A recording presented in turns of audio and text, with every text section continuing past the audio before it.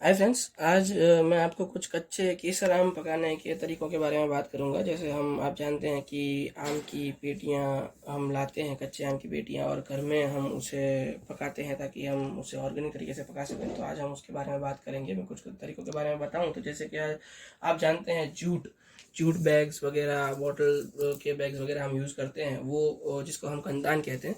जैसे आपने सुना होगा कि पहले हम कंतान में आम पकाते थे तो क्या करते थे कि पहले कंतान को बिछाते थे, उसमें फिर हम आम और फिर कहीं कहीं प्याज रखते थे, और उसके ऊपर वापस अखबार, और उसके ऊपर वापस कंतान, वैसे करके उसको गर्मी देते थे। तो बट आप जानते हैं कि आजकल के ज़माने में इतनी जगह रही नहीं है घरों में। तो क्या करेंगे, हम बॉक्स के अंदर हम कच्चे केसर आम को कैसे पकाएं वो मैं आपको बताता हूँ। तो पहले तो हम पूरा का पूरा बॉक्स जो है वो खाली कर लेंगे और सारे आम चेक कर लेंगे, कहीं कोई आम सड़ा हुआ या फिर ज़्यादा पका हुआ या फिर कोई बिगड़ा हुआ आम नहीं है। जैसे हम पहले से सुनते आ रहे हैं कि एक बिगड़ा हुआ आम दूसरे आमों को भी सड़ा देता है तो इसी तरह से हम ये करेंगे कि पहले हम सारे आम चेक कर लेंगे। अब आम अच्छा है, कैसी क्वालिटी, कितना अच्छा है, कैसी अच्छी क्वालिटी है, हम कैसे जानेंगे। जैसे आप इसमें देख पाते हैं कि इसके अंदर आप वाइट डॉट्स देख रहे होंगे। तो ये जो वाइट डॉट्स हैं वो ये दर्शाता है कि ये जो आम है उससे बहुत ही अच्छी हेल्थ में उतारा गया है। और क्योंकि इस आम को तोड़ा गया है या गिर गया है वो कैसे पता चलेगा। जैसे आप ये इसके जो सर देखते हैं आम के, जिसमें कहीं कहीं डंडी लगी हुई है, इसको काटे गए हैं। जब आम को काटा जाता है तभी वो सही तरीके से पक पाता है, वरना ये होता है कि आम अगर फूट जाता है, गिर जाता है, तो उसके बाद उसका जो रस जो है वो निकल जाता है, और उसका रस निकला हुआ जो आम होता है वो फिर पकने में काफ़ी दिक्कत करता है।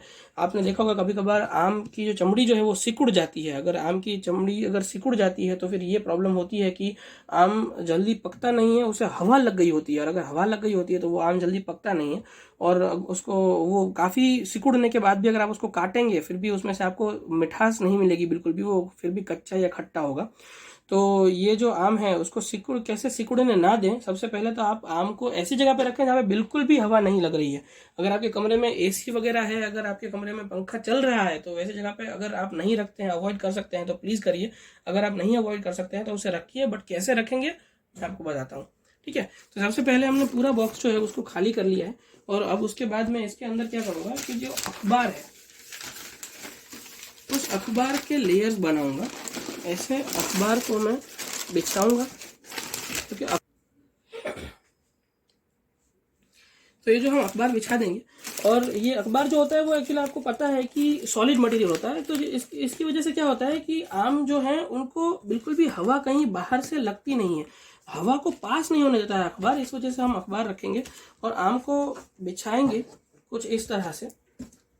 और जब आम को आप सही ढंग से बिछा देंगे फिर आप ये करेंगे कि उसके बीच में आमों को बिछाने के बाद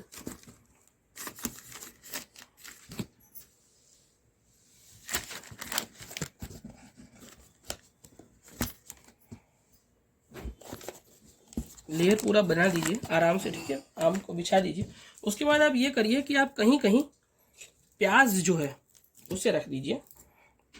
ये जो प्याज है उसको कहीं कभी सिर के पास, कहीं पूंछ के पास, इस तरह से बिछाने से अब ये जो प्याज है वो अच्छी खासी गर्मी देंगे। ठीक है, आपके ये जो आम है उनको बहुत सही तरीके से गर्मी मिलेगी प्याज की वजह से। ठीक है, अब आप ये करेंगे कि एक अखबार, फिर आम, और फिर वापस एक अखबार का लेयर। तो हम कुछ इस तरह से एक अखबार का लेयर, फिर आम, फिर अखबार, आम, अखबार, आम, और वापस अखबार। तो इस तरह से हम जो है इसके लेयर बना देंगे। और जब ये अच्छे से आप इसको पैक कर देंगे तो अब आम को बिल्कुल भी हवा नहीं लग रही है। तो जब आम को हवा नहीं लगेगी तो वो बहुत ही अच्छे से पकेंगे।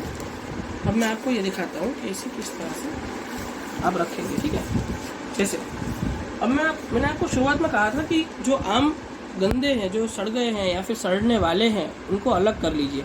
जब आप अलग कर लेंगे ऐसे आमों को, तो आप इन आमों का क्या करेंगे, अब हम इसे फेंक तो नहीं सकते हैं क्योंकि वे पूरी तरह से ख़राब भी नहीं है और पूरी तरह से अच्छा भी नहीं है। तो हम इसको क्या करेंगे, हम ऐसे आमों को इस तरह से कुछ 1 पीस पैक करेंगे अखबार में।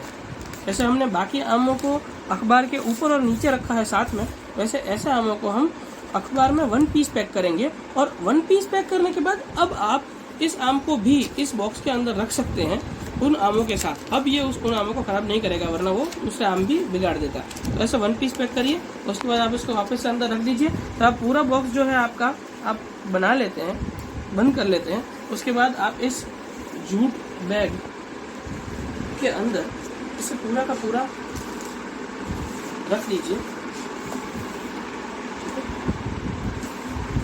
और इसको कवर कर दीजिए। अब काफ़ी लोगों को कंतान अवेलेबल नहीं होगा, कोई बात नहीं, कोई दिक्कत नहीं है।